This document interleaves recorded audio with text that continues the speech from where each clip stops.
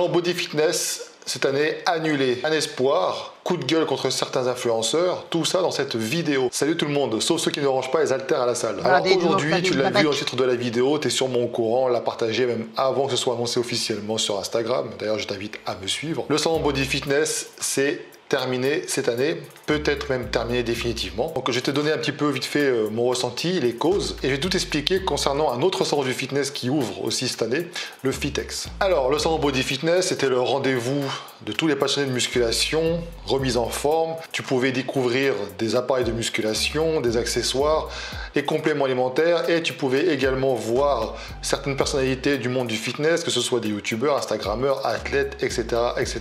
Tu avais des shows, c'était sympa, ambiance bon enfant. Je me rappelle, en 2018, c'était blindé. Très blindé, on avait même à peine le temps de pouvoir discuter entre nous. On était extrêmement sollicités. Et d'ailleurs, c'est toujours un plaisir, un kiff de vous voir là-bas. Moi, personnellement, j'y vais pour découvrir des nouveautés. Il y en avait de moins en moins, je trouve. Mais en tout cas, c'était pour moi l'occasion de pouvoir vous rencontrer et rencontrer mes potes, que ce soit youtubeurs, instagrammeurs, etc. Alors, qu'est-ce qui s'est passé? Si on se remémore un petit peu les faits, Michael Gundy l'avait déjà annoncé dans nos podcasts précédemment. Il avait anticipé en disant que de toute façon, après Covid, le salon Body Fitness serait difficile pour lui de survivre à ça. Alors ça a commencé avant, vous vous rappelez, je vous ai dit que donc il y avait pas mal de youtubeurs, je me rappelle que des gens même se plaignaient parce qu'il y avait Thibaut InShape, etc., que ça amenait beaucoup de monde. Après tout, c'est un peu ça le principe aussi du salon Body Fitness, mais certains s'étaient plaints. Pourquoi? Parce qu'à la base, un salon, c'est fait pour les professionnels. Les professionnels sont là pour vendre leurs produits, les faire découvrir, etc., signer des contrats. C'est notamment le cas pour les machines, par exemple, de musculation. Et c'est vrai que quand tu es là-bas, tu voyais beaucoup de gens faire leur séance de muscu toute la journée et c'était pas des clients potentiels. Évidemment, ce genre de matériel-là, c'est destiné pour les salles de musculation. Donc, au final, les gens venaient exposer leurs produits avec que très peu d'échanges avec des professionnels et au final, retour sur investissement, c'était pas top. Les compléments alimentaires, c'est pareil. Je sais qu'ils payaient des stands assez chers. C'était un moyen pour eux d'exposer un petit peu leurs produits, de les faire connaître au grand public. Le problème, c'est que ça leur rapportait rien au final quasiment. Ensuite, il y a eu la crise Covid. Donc déjà, les twists qui étaient salons dans le monde, ça commençait à réduire fortement en termes d'affluence. Michael Gundy en avait parlé, l'Arnold Classic, etc. C'est pareil, hein, il y avait de moins en moins de monde. Le FIBO, pareil, moins de monde. Et là, avec la crise Covid, ça a mis un grand coup de pied dans le secteur du fitness. On le voit bien, beaucoup de structures ont dû mettre la clé sous la porte. Des coachs indépendants ont dû changer de métier. Certains ne se sont toujours pas relevés. Certains même ont arrêté la musculation à cause de ça. Ils n'ont pas repris les chemins de la salle ou alors ils ont trouvé un autre moyen de s'entraîner à domicile. Quand il y a eu le Covid, je me rappelle, ça avait fait polémique aussi parce qu'il y avait des réductions aussi en termes de fréquentation. C'est-à-dire que vous ne pouvez pas accueillir tout le monde dans les salons. C'était à destination des professionnels seulement. Et je me rappelle qu'ils avaient décalé plusieurs fois la date pour au final, encore une fois, l'annuler. Donc là, cette année, c'était vraiment l'espoir pour que tous puissent se retrouver. C'est un peu dommage pour ceux qui font des préparations juste pour les salons du fitness. Mais bon, en tout cas, c'est raté. C'était devenu une espèce de vitrine, de m'as-tu vu, mais il n'y avait pas vraiment d'échange avec les professionnels. Il n'y avait pas vraiment de démonstration. C'était vraiment les musiques ultra fortes. Chacun mettait sa musique de plus en plus fortement pour attirer les gens. On ne pouvait pas échanger, discuter. Avec les professionnels, c'était vraiment blindé. Cette année, ils se sont pris un petit peu tard parce qu'ils ont été obligés de décaler le salon hors de Paris, à une date en plus pas habituelle. Habituellement, ça se fait au mois de mars. Là, c'était septembre. Mis bout à bout, crise, plus des dates qui étaient décalées, plus un secteur qui est franchement pas très intéressant, un peu difficile, c'est un peu moins facile d'accès qu'avant. Plusieurs sources m'ont dit qu'en fait, pourquoi ils ont annulé. La première, c'est qu'en fait, ils avaient un taux d'occupation de 60%. Parce qu'on m'a dit aussi, ils auraient peur d'un éventuel retour de la crise Covid. J'y crois pas trop à cette... Moi, je pense qu'ils ont pas eu assez de retour et qu'ils se sont dit, bon, on va pas prendre plus de risques que ça. Et c'est vrai que quand on a appris ça, déception. Et dans mes messages privés, j'ai Alexis à qui je fais un coucou, avec qui j'ai fait un podcast notamment sur les influenceurs, sur Sharp Fitness, je mettrai le lien en description, qui m'a dit, mais avec qui t'es au courant, il y a un autre salon du fitness. Je suis ah bon? Le Fitex. Le Fitex qui aura lieu, si je dis pas de bêtises, mais ça aura lieu en octobre. Moi, quand j'ai vu ça, au début, quand j'ai vu un petit peu leur plaquette, j'ai vu qu'il y avait des marques de compléments, des marques pour les machines. Je me suis dit, cool, un salon de Body Fitness bis, mais par contre, je ne voyais pas de présence d'influenceurs, de guests, etc. Et d'ailleurs, c'était quelque chose qui était revenu pas mal de fois dans les commentaires quand je l'ai annoncé, c'est que où sont les guests? Et j'avais mis ça dans ma story. Et en fait, je les ai contactés. Je les ai contactés parce que je voulais avoir un peu plus d'informations par rapport à ce salon, qui était, voilà, donc je voulais savoir ce que c'était. Je connais, moi, quand je veux savoir quelque chose, je vais directement à la source, c'est la solution.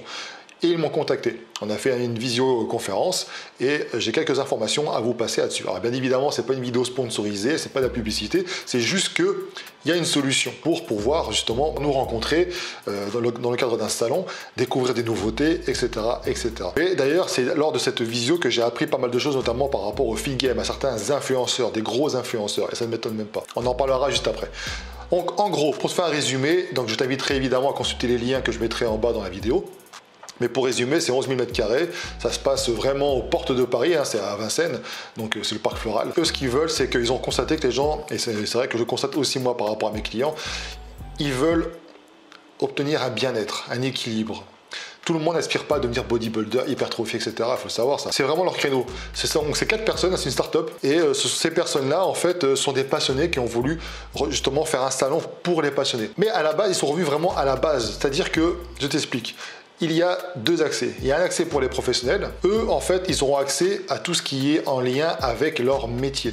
Donc, quand je dis professionnels, ce sont les gérants de salle, instructeurs, coachs, etc., qui vont pouvoir avoir accès à la partie appareil de musculation. C'est évitera comme ça que des gens occupent les appareils de musculation juste pour congestionner, pour se promener torse nu dans le salon, parce que pendant ce temps-là, les professionnels ne pouvaient pas vendre, ne pouvaient pas présenter leurs produits, et ceux qui étaient intéressés n'osaient pas franchement venir parce que c'était blindé. Donc là, c'est vraiment un secteur qui sera en libre accès pour ces professionnels, pour qu'ils puissent tranquillement échanger, tester les appareils, signer des contrats, etc. Mais pour vous, qu'est-ce qu'il y a? Et bien pour vous, en fait, il y a l'autre partie. Ça sera une partie qui concernera tout ce qui est petit matériel et les compléments alimentaires.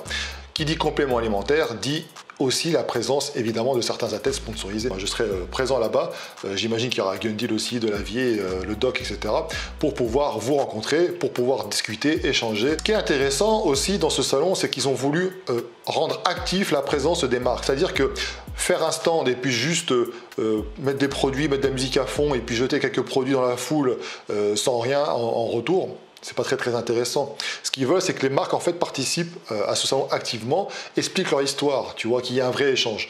Et ça, c'est ça le but du salon, c'est de découvrir, communiquer. C'est pas juste de se montrer comme ça en débardeur et faire quelques photos. C'est bien aussi, mais c'est pas que ça. Et une chose intéressante, c'est qu'en fait, il y aura la compétition des strongman qui devait avoir lieu en Ukraine, mais bon, pour des raisons évidentes, ça n'a pas lieu là-bas. Vous allez pouvoir assister à des compétitions de strongman. Ça va être impressionnant de voir ces mecs-là soulever des charges incroyables. Il y aura aussi d'autres événements, par exemple, tout ce qui est les milices, etc., les cours machin, il y aura des démonstrations.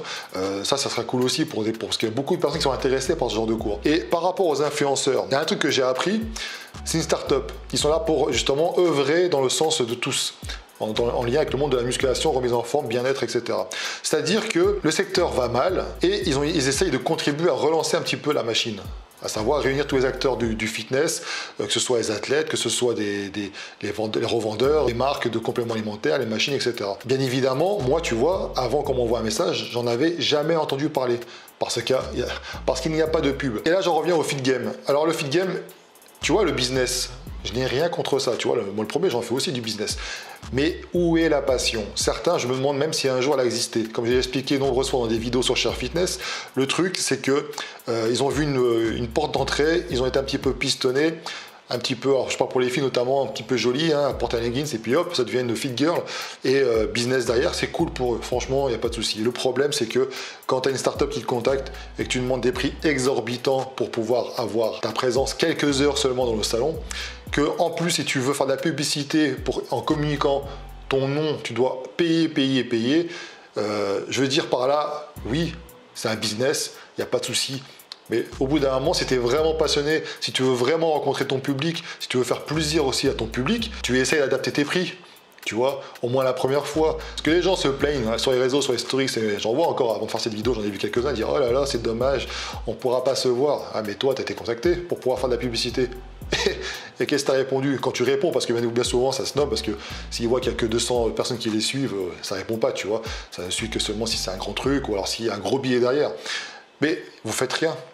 Et ça, on l'a bien vu quand il y avait la crise Covid, justement, qu'on était très peu nombreux à gueuler, à faire des vidéos pour demander au gouvernement, finalement, d'essayer de tenter d'influencer le gouvernement sur ses décisions par rapport au sport. Et ça se confirme encore maintenant. Donc le business, oui, mais vous n'êtes pas passionné. Vous vous en foutez de ceux qui suivent.